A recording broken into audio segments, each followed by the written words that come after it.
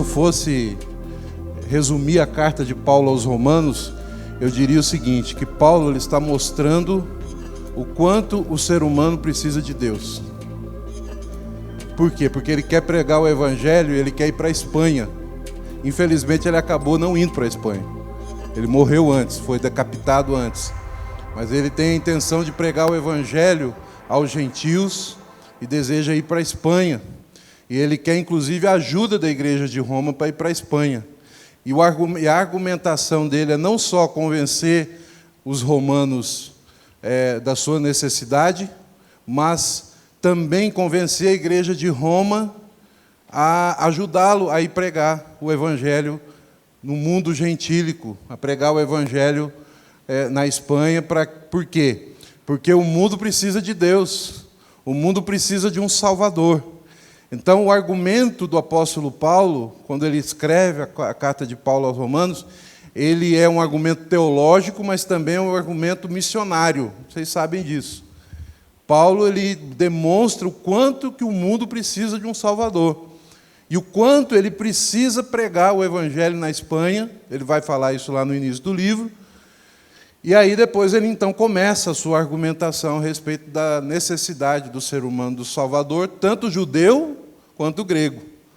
Todos pecaram, meus amados. Seja gentios, seja judeus.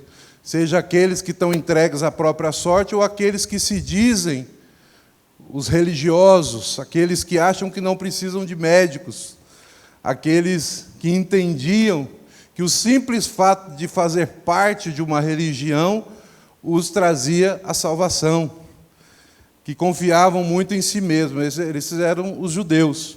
Os gentios estavam totalmente afastados por causa do pecado, e ele prova isso no texto que ele escreve. E os judeus achavam que estavam salvos pela lei, pelas suas obras, pela sua religiosidade, mas também precisavam de um Salvador. Esse é basicamente o argumento do apóstolo Paulo nessa belíssima carta aos Romanos. Então nós vamos ler novamente aqui, apenas a título de recapitulação, capítulo 1, a partir do versículo 18. Eu não vou fazer uma recapitulação de toda a introdução que o pastor fez, que ele já, com certeza, o fez brilhantemente, como é de costume. Mas nós vamos a partir do versículo 18, daquele texto fortíssimo, sobre a ira de Deus que se revela do céu, a idolatria e depravação dos homens. Diz assim a palavra do Senhor. Romanos capítulo 1, a partir do versículo 18. Diz assim a palavra de Deus. A ira de Deus se revela do céu contra toda impiedade e perversão dos homens, que detêm a verdade pela injustiça. Porquanto o que Deus se pode conhecer é manifesto entre eles, porque Deus lhe manifestou. Porque os atributos invisíveis de Deus, assim o seu eterno poder, como também a sua própria divindade, claramente se reconhecem desde o princípio do mundo, sendo percebidos por meio das coisas que foram criadas. Tais homens são, por isso, indesculpáveis. Então, o primeiro argumento do apóstolo aqui é da indesculpabilidade do homem. Não somente a culpabilidade, por causa dos seus pecados, mas que também o ser humano nunca vai poder chegar diante de Deus, no dia em que ele tiver que prestar contas a Deus, ele nunca vai poder dizer, olha, ninguém falou de Deus para mim. Ninguém revelou a respeito de um Deus supremo para mim.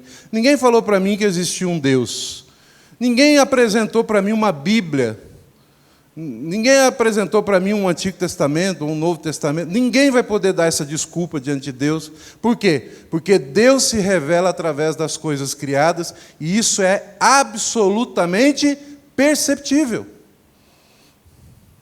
É impossível você olhar para aquilo que está à nossa volta e olhar para dentro do nosso próprio coração, ou para dentro para o nosso corpo, o corpo humano, ou para o outro ser humano, e não perceber ali manifestada a glória de Deus. É impossível você olhar para um ser humano com toda a sua complexidade e beleza e dizer assim, e não dizer assim, existe um Deus criador. É impossível você não ter acesso àquilo que nós chamamos, o pastor deve ter falado isso para vocês, a revelação natural de Deus. Os céus proclamam o quê? A glória de Deus. E o firmamento o quê? As obras de suas mãos. Os céus proclamam a glória de Deus e o firmamento as obras de suas mãos. De forma que o argumento do apóstolo Paulo, primeiro, é de que a ira de Deus se manifesta justamente, com toda justiça, sobre toda forma de perversão, sobre toda forma de mentira, sobre toda forma de injustiça, sobre toda forma de negação de Deus, porque Deus colocou no coração do ser humano a eternidade, Deus colocou no coração do ser humano o desejo de se relacionar com o sagrado, Deus colocou no coração humano a capacidade de se relacionar com o sagrado. E dessa forma, apenas observando as coisas criadas, ele poderia chegar à conclusão: existe um Deus criador. Amém? É por isso que ele é indesculpável, não tem desculpa. Aliás, nós estamos muito acostumados a dar desculpa, né? Tem uma coisa que o ser humano gosta de dar desculpa: ah, mas eu não sabia.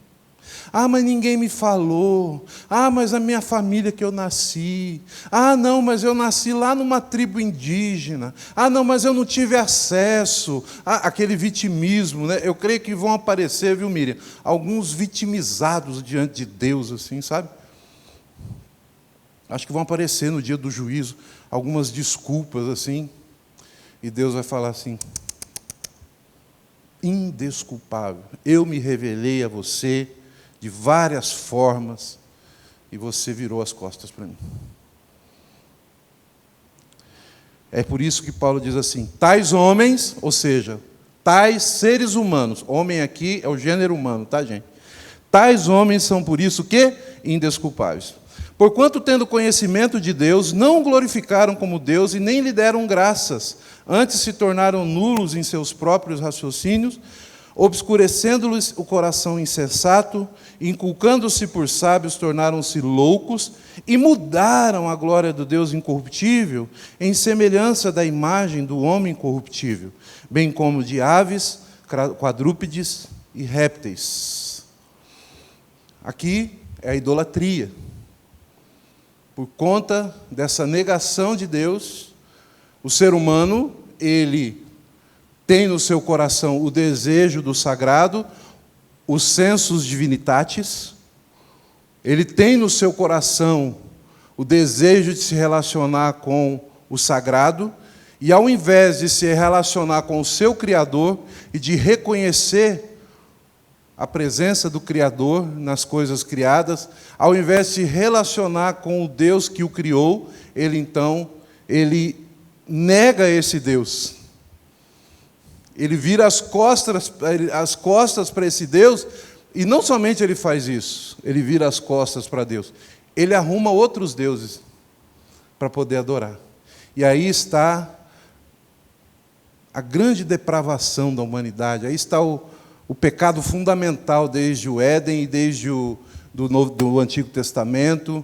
Talvez, é claro, o ser humano ele tem vários pecados, várias formas de errar o alvo, de pecar contra Deus, mas, com certeza, a idolatria é como se fosse a gênese de todo o pecado.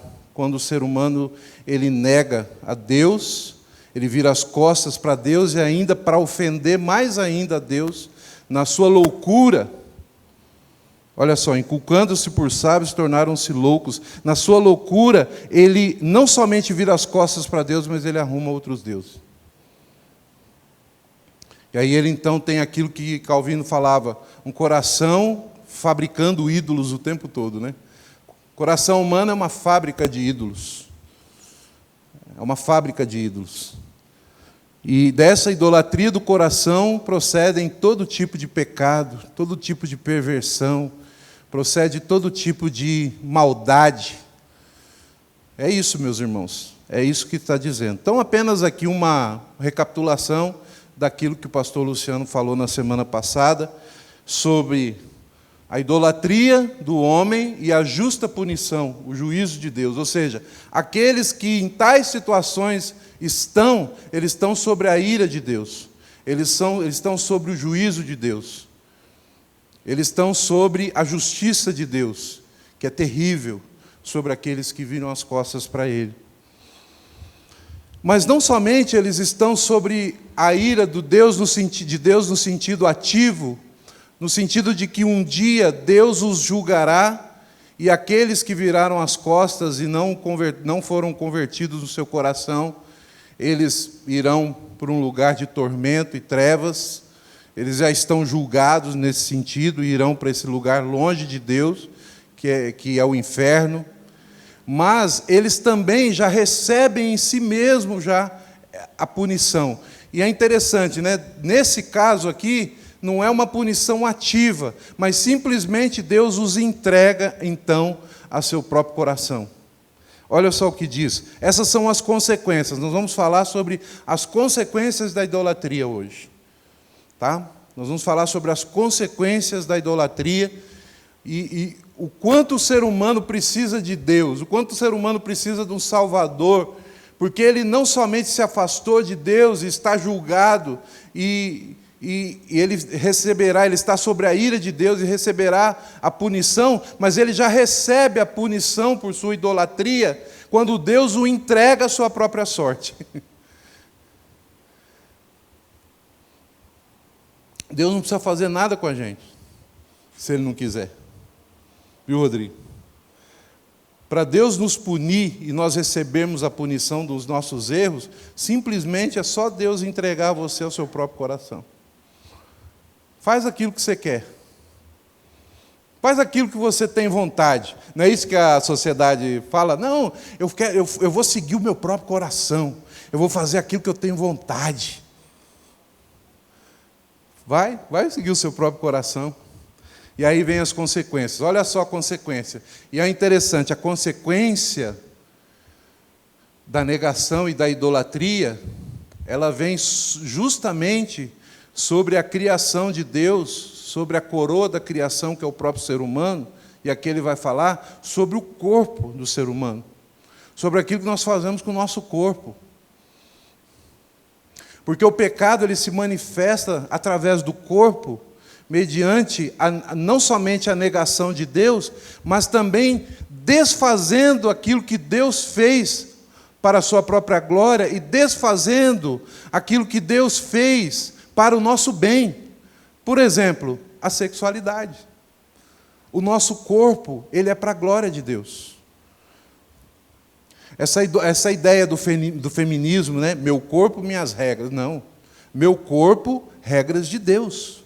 Meu corpo é de Deus. Meu corpo é para a glória de Deus. E uma das coisas que nós mais fazemos quando nós somos entregues aos nossos próprios pensamentos e coração é desonrar o nosso corpo.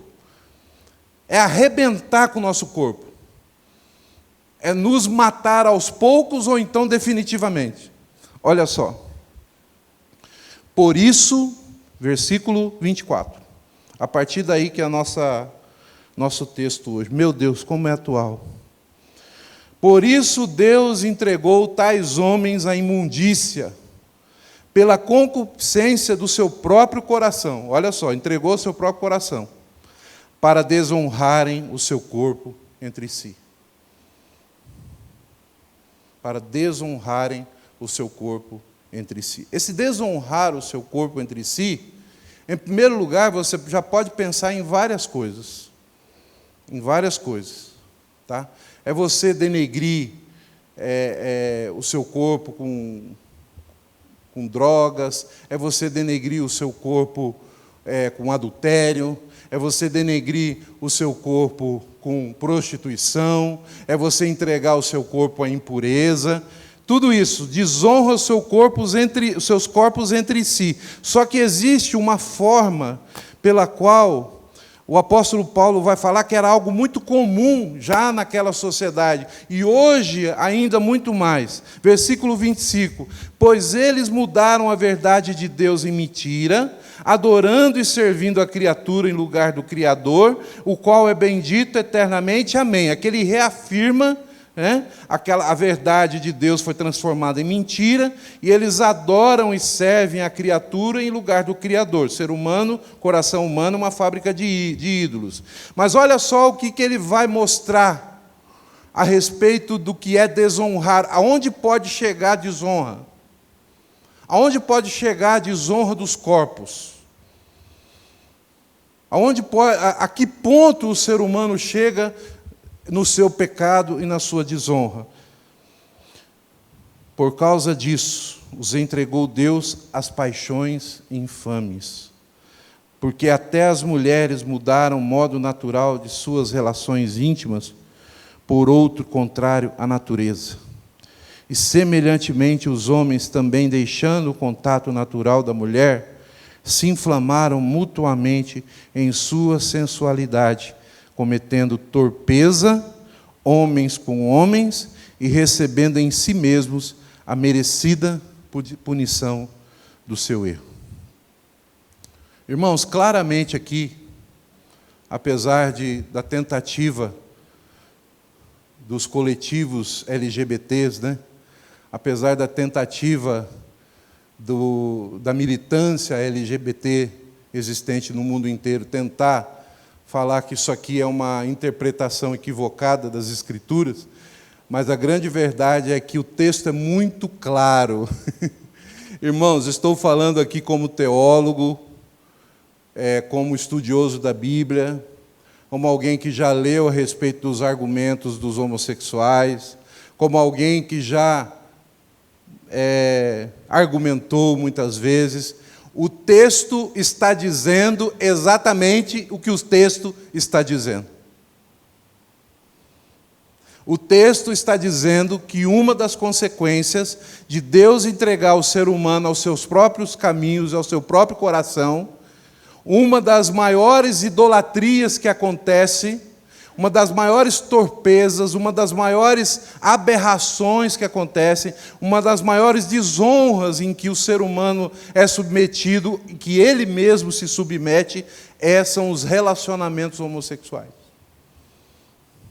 É a perversão da sexualidade. Pastor, por que Paulo ele fala exatamente, quando ele vai falar de idolatria e da consequência do erro, ele começa com a perversão da sexualidade? Porque, querido, o ser humano ele foi criado como aquele que alguns dizem que é a coroa da criação, e é algo muito bonito, né? O ser humano, a coroa da criação. Sim, o ser humano ele é a criação mais importante de Deus, no sentido de que só o ser humano ele tem capacidade de se relacionar com Deus intimamente, de forma sagrada. É o chamado corandeu, né? O ser humano ele é criado perante Deus para se relacionar com Deus. E quando Deus cria o ser humano, Ele cria homem e mulher para se relacionarem entre si. E a gente chama isso do quê? De casamento. Amém? Casamento. De forma que eu entendo que, após a criação do ser humano, a criação mais importante de Deus é o casamento. É o casamento. De forma que também a primeira consequência do afastamento do ser humano de Deus, da idolatria do ser humano, também se reflete no relacionamento sexual, que foi feito para o homem e para a mulher. Homem e mulher os criou, deixará o homem pai e mãe, né? E se unirá à sua esposa, e os dois serão uma só carne. Amém? Os dois serão uma só carne. Essa é a mais bela criação de Deus, depois da criação do próprio ser humano. Quando Deus diz, olha, vocês vão se relacionar de uma maneira santa e de uma forma que multiplique a raça humana, de uma forma que todo aquele que nascer agora vai ter impresso no seu corpo a minha glória.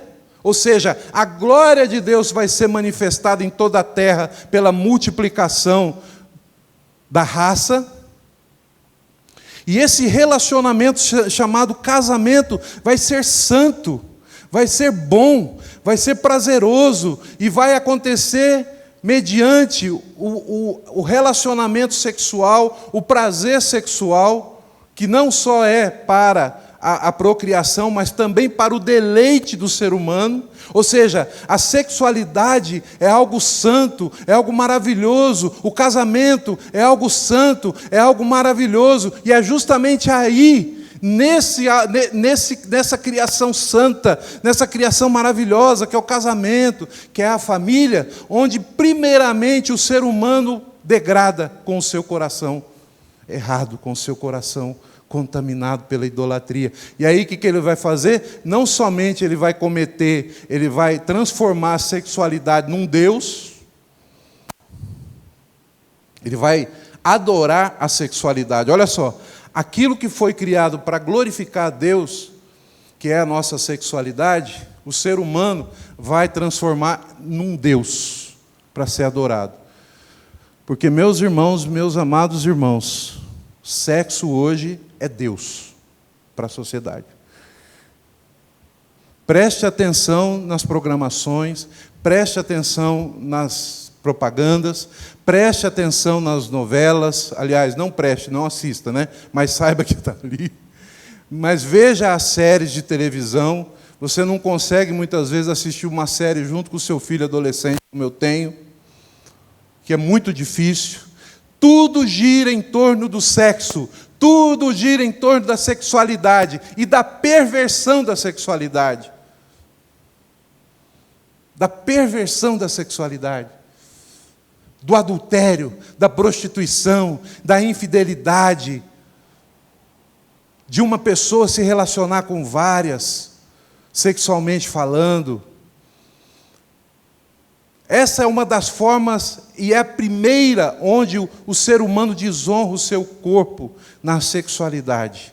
E o ápice dessa infâmia, dessa inflamação sem limite, essa loucura da sexualidade humana, são os relacionamentos homossexuais. No versículo 26, por causa disso os entregou Deus às paixões infames, porque até as mulheres mudaram o modo natural de suas relações íntimas por outro, contrário à natureza. Gente, esse contrário à natureza aqui, contrário à natureza, é exatamente contrário àquilo que Deus criou. Ou seja, o homem nasceu para se relacionar com uma mulher, e a mulher para se relacionar com o homem. Tudo fora disso é contrário à natureza, no sentido dos desejos sexuais. É pecado. E nós vamos bater o pé, e vamos fincar o pé, e vamos dizer que é pecado para sempre. E nós não vamos abrir mão. E se você que está nos vendo pelas redes sociais, porventura, é alguém que tem esses desejos, essa prática, eu quero dizer para você, meu querido, ou se tem alguém aqui com essa dificuldade, eu quero dizer para você que Cristo ama você. Que Cristo ama você e fez você para a glória dEle, e Ele quer salvar a sua vida. Ele quer estabelecer a graça dEle sobre a sua vida. Mas que ser de Cristo envolve-se em nova vida, envolve abandonar pecado. Eu tive que abandonar pecados. Eu não tinha os desejos homossexuais, mas eu tinha outros pecados tão terríveis quanto com o meu corpo, e eu tive que abandoná-los para servir a Jesus. Então, infelizmente, irmãos, nós temos aí muitas pessoas, principalmente da teologia liberal e até pastores, tentando reinterpretar na Bíblia algo que está claro na Bíblia.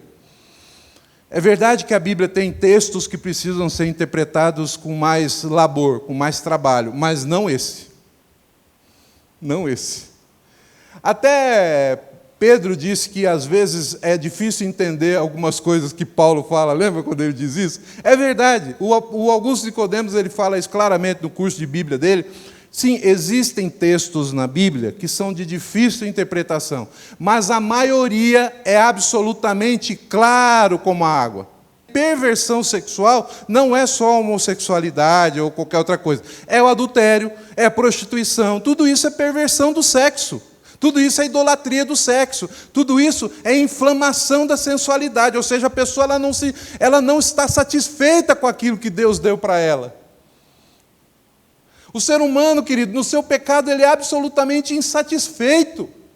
Ele busca satisfação em outras coisas. Se ele não se converter, se ele não tiver um relacionamento com Cristo, se ele não tiver a plenitude do Espírito Santo, se ele não viver em oração, se ele não for alguém que ama a palavra de Deus, se ele não for alguém que tem comunhão com a igreja e desenvolve os seus dons à igreja, ele vai perverter sua sexualidade e tantas outras coisas mais.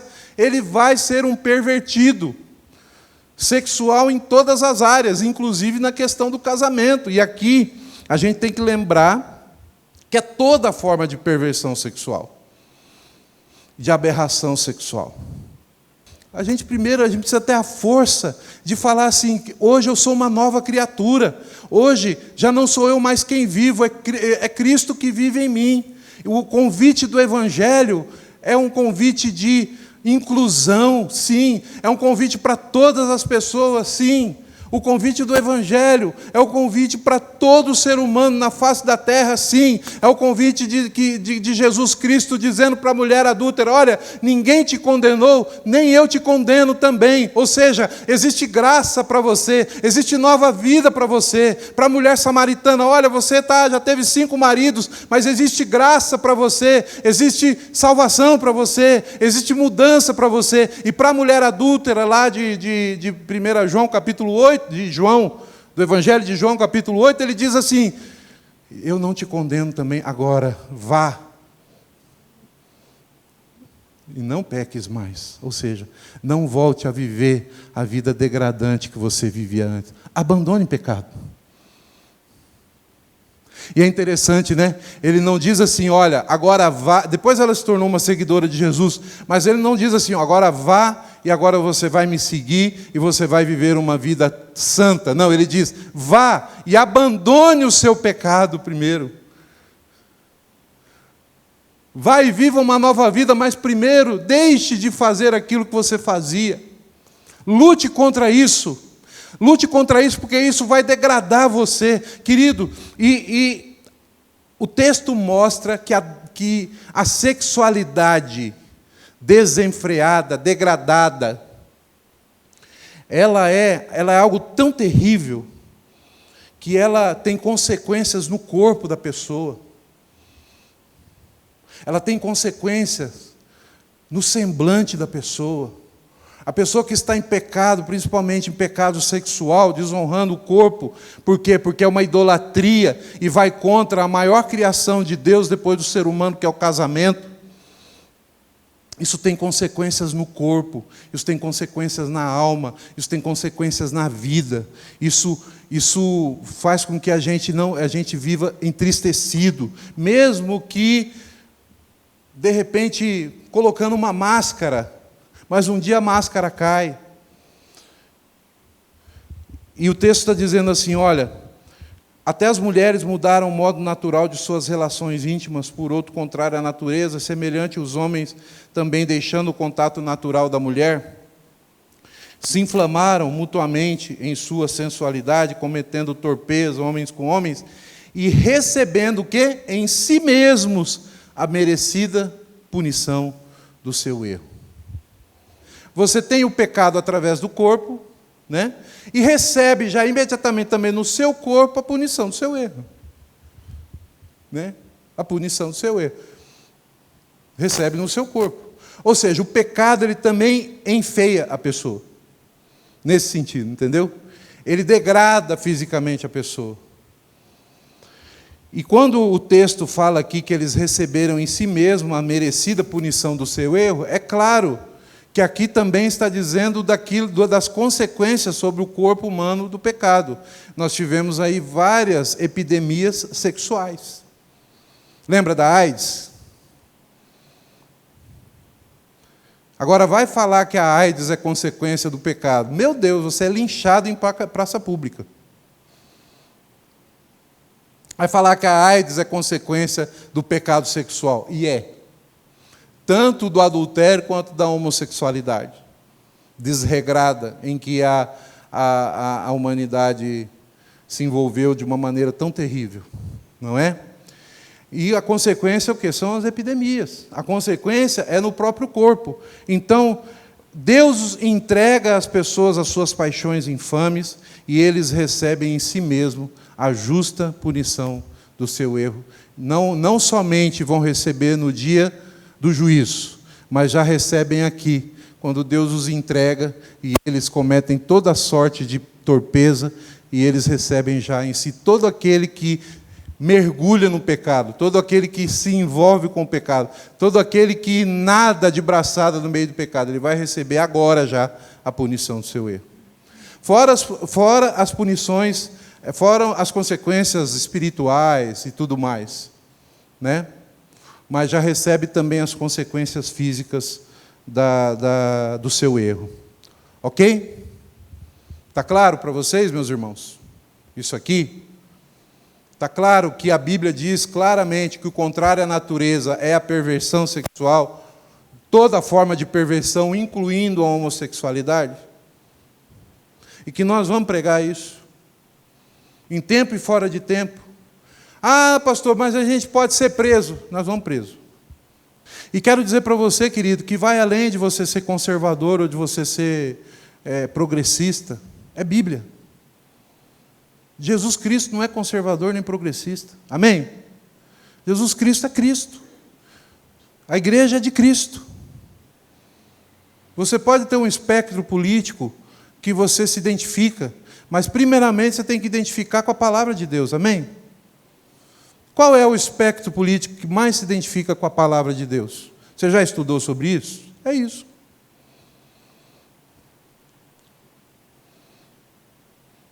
E aí, então, você manifestar a sua opinião, hoje você pode ser taxado de racista e de homofóbico. E de criminoso. Criminoso. Porque daqui a pouco eu não vou mais poder falar aquilo. Se é que o que eu estou falando aqui, de repente alguém não vai pegar e vai fazer uma denúncia, porque eles têm feito isso. A gente pregando na igreja, a gente falando na igreja, fizeram isso com a Damares, pegaram pregações dela na igreja, dentro do contexto da igreja, de uma pregação, e tornaram isso público, e fizeram um linchamento público da nossa irmã em Cristo lá, a Damares Alves, né? Damares Alves. Marisa Lobo. Irmãos, tanto, você não pode falar mais nada. Ou seja, a liberdade de crença. Olha, eu creio, segundo a Bíblia, que eu creio. A Bíblia está dizendo, e aqui não é interpretação ortodoxa, tradicional da Bíblia. Não adianta inventar, o texto é claro, o texto é básico. Eu andei olhando para as explicações dos homossexuais sobre esse texto aqui, meus irmãos, é raso demais. Meu Deus, gente. Não cola. Não tem como. É teologia liberal, é tentando fazer a Bíblia não ser a Bíblia. É você pegar um texto totalmente fora de contexto. Ou seja, dentro da interpretação ortodoxa, reformada, cristã. Não tem dúvida sobre isso. E nós vamos pregar, nós vamos ser presos, nós vamos lutar, e está chegando o dia dessa perseguição. Então firma o pé aí, meu irmão, firma o pé. Fica firme aí. Porque está chegando o dia. E vai ser, se em nome de Jesus, vai ser até o tempo de maior avivamento na igreja. Quando a igreja... Eu sei que a igreja não precisa ser perseguida para ter avivamento, mas se for necessário uma perseguição para haver um avivamento no Brasil e no mundo, através da igreja, com conversões, que assim seja, em nome de Jesus, amém? Aí versículo 28, para a gente já caminhar para o final, mais 5 minutinhos, tá, irmãos? Porque isso aqui está muito claro. E por haverem desprezado o conhecimento de Deus... O próprio Deus, olha, os entregou. 3 vezes ele vai falar entregou. Ele os entregou. Uma disposição mental reprovável para praticarem coisas inconvenientes. Aqui também está o que a Miriam falou. Ou seja, não é só aquele pecado ali, né? Mas toda forma de coisas inconvenientes. Tá? Por isso que Paulo fala lá que o amor ele não é inconveniente, né? O verdadeiro amor, ele não é inconveniente. cheios de toda injustiça, versículo 29, cheios de toda injustiça, malícia, avareza, que também é idolatria, viu gente? Avareza, a idolatria do dinheiro, da riqueza, maldade, possuídos aqui, ó, nos relacionamentos, dá uma olhada, consequências do afastamento de Deus, consequências da idolatria,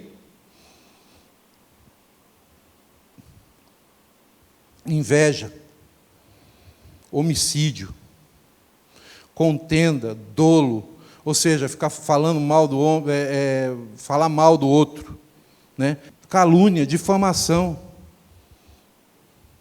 aborrecidos de Deus, ou seja, eles não estão nem aí para Deus, eles se aborrecem de Deus, insolentes, soberbos, presunçosos, inventores de males, desobedientes aos pais, ou seja, mais uma consequência, é uma geração que não obedece mais os pais, uma geração que não obedece mais, insensatos, pérfidos, sem afeição natural e sem misericórdia, ou seja, sem afeição pelo próprio corpo, sem cuidado com o próprio corpo, uma insensatez terrível e sem nenhum tipo de misericórdia, ou seja, eu quero acabar mesmo com o outro, eu quero difamar, eu quero caluniar, eu quero que as coisas vão de mal a pior, eu não estou nem aí com o sofrimento humano, que sofra, sabe aquelas pessoas que falam assim, que sofra, merece mesmo, ou seja, daqui a pouco os bandidos vão ficar todos soltos, né? E aqueles que são contra o pecado, contra a maldade, que falam a respeito de Deus, que adoram a Deus, vão ser presos. Versículo 32. Ora, conhecendo eles a sentença de Deus, que são passíveis de morte, os que tais coisas praticam. Olha só, gente, esse versículo é muito importante, tá? Nós já estamos terminando. Essas pessoas que cometem torpeza, essas pessoas entregues ao próprio pecado e que continuam pecando, e um abismo chama outro abismo, aí eu estou me lembrando de mim mesmo, tá? Quando eu vivia assim. A gente peca conscientemente que aquilo desagrada a Deus, a gente sabe disso. Sabe por quê? Porque existe uma consciência de certo e errado natural no ser humano. É que é o seguinte, o pecado é gostoso, se ele não fosse gostoso, a gente não pecava, né? Na maioria das vezes. Você fazer aquilo que é errado, muitas vezes é prazeroso. Então, a pessoa faz pelo prazer. Entende?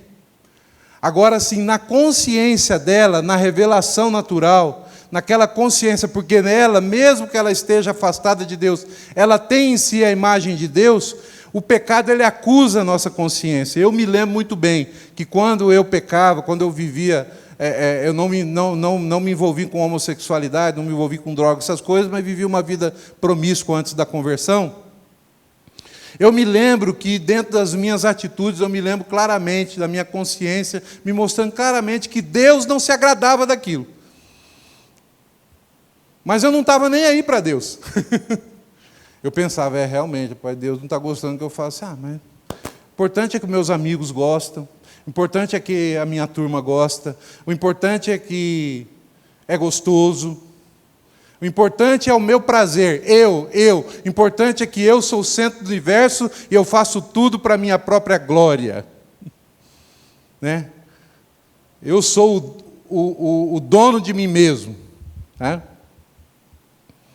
Ou seja, sabendo eles que a sentença de Deus é a morte, eles sabem que eles serão julgados um dia, por isso que todo mundo é indesculpável. Todo mundo que comete pecado sabe que um dia haverá um julgamento, sabe que desagrada a Deus. Eles são indesculpáveis. Olha, conhecendo eles, eu termino com isso, conhecendo eles a sentença de Deus, de que são passíveis de morte o que tais coisas praticam, não somente as fazem, continuam fazendo, fazem, em condenação, sabendo que estão errados, mas também aprovam os que assim procedem. Ou seja, tem também o discurso ideológico. tem um discurso ideológico, tem um discurso a favor. Não somente comete, mas é o seguinte, critica quem quer glorificar a Deus, critica quem quer viver direito, critica os crentes, fala mal dos crentes, fala mal contra Deus, fala mal dos cristãos, fala mal de quem quer andar corretamente. E não somente fazem isso, mas aprovam aqueles que andam errado. Ou seja, o discurso da bandalheira, né? O discurso... Eu acho que foi alguém que falou na semana passada aqui, que eu assisti um pouquinho do vídeo, né? É cabrito solto no pasto. Entendeu? Ou seja, não somente fazem, mas aprovam e discursam a favor do pecado e da maldade. Essas são as consequências da idolatria.